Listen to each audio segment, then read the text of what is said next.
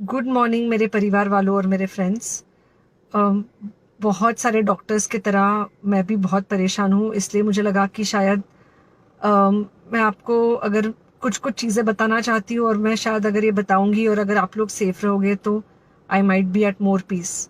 जैसे आपको सबको पता है कि बॉम्बे की हालत तो बहुत ख़राब है और धीरे धीरे बहुत सारे शहरों की और बहुत सारे स्टेट्स इवन टाउन्स की हालत ख़राब होते जा रही है। बॉम्बे की हालत तो इतनी ख़राब है कि हमारे हॉस्पिटल्स में आईसीयू बेड्स वेटिंग पे है, पेशेंट्स के लिए बेड्स नहीं है। It's a very very helpless, यानी मुझे इतना हेल्पलेस और लाचार कभी फील नहीं हुआ है। We have to literally manage patients at home with oxygen, and this is not something we are enjoying. So I really want all of you to follow a few things that I really am requesting you to follow. First, आप लोग please safe रहो। अगर आपको लग रहा है कि आपको 1 साल से कोरोना नहीं हुआ है इसलिए आप कोई सुपर हीरो हो या आपकी इम्यूनिटी बहुत अच्छी है और आपको ऐसे कुछ नहीं होगा, तो आप गलत फहमी में हो। हम यंग लोगों को देख रहे हैं। I mean, we have a 35-year-old who's on the ventilator and we are not able to help people now. So we do not want, we really don't want any of you to be in that situation. So, sorry. I think ये जो emotional breakdown है हम doctors में अब सबको कोई ना कोई समय हो रहा है because we not been so helpless. Okay, so most importantly please take care of yourself. Right now COVID is everywhere around you. Okay, तो अगर आप घर से बाहर निकलो, maybe you're meeting your friends, maybe you're meeting your family, it does not matter, you have to be masked.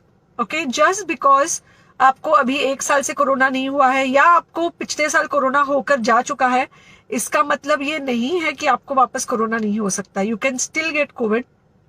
तो please keep yourself very well masked at all times. अगर आप घर से बाहर निकल रहे हो तो घर के बाहर निकलो, मास्क होना चाहिए। मास्क सिर्फ इधर नहीं, मास्क पूरा नाक से पूरा यहाँ तक होना चाहिए।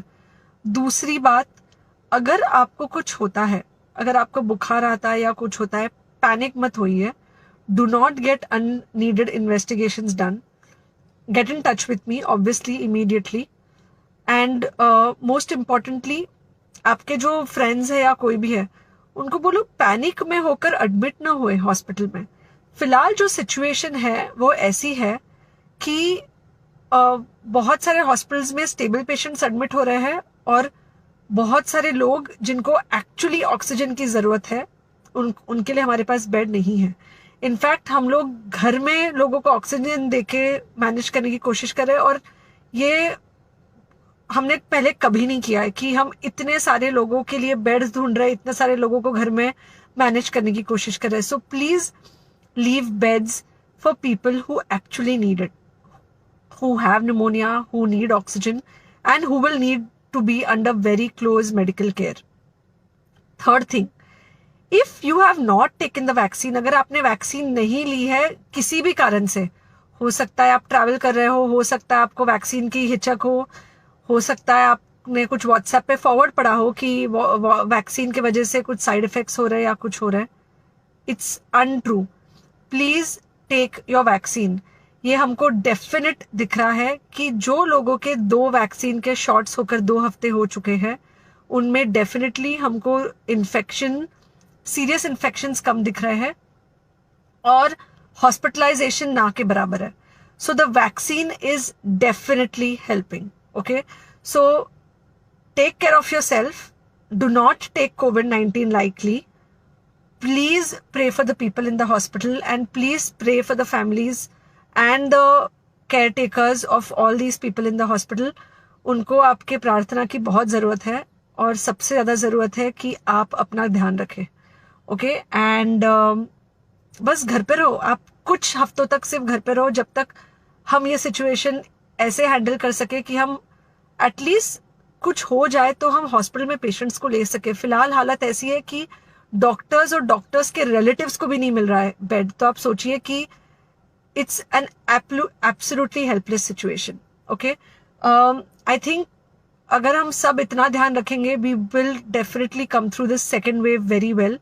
Okay, and then we will have to work on not allowing a third wave. So third wave का हम बाद में सोचेंगे, वो तो नहीं आना चाहिए, पर जो ये सेकेंड वेव है, इससे हमको कोई भी हालत में एकदम सेफली निकलना है. Okay, take care, I really love you.